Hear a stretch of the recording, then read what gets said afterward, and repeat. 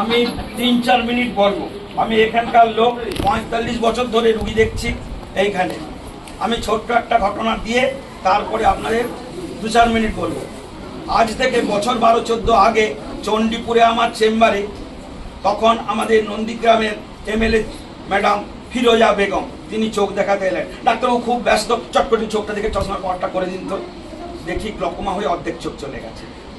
আমি বললাম, ম্যাডাম আপনার তো গ্লকোমা হয়ে গেছে, বাড়ির সবকে ডেকে আনুন। সবাই আসুন। সব সময় মনে রাখবেন, এই অঞ্চলে মুসলমান প্রত্যেকের চোখ দেখানো দরকার।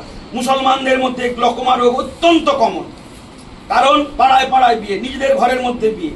মুসলমানদের মধ্যে গ্লকোমা রোগ ভীষণ কমন, এই কথাটা মনে রাখতে হবে।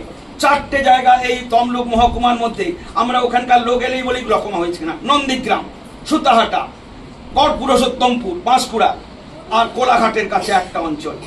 তাই এই অঞ্চল আমাদের রুগী এলেই আমরা বলি, যেমন আমি যেমন ইসলামিয়া হাসপাতালে আজ থেকে 50 বছর আগে যখন হাউস সার্জন ছিলাম,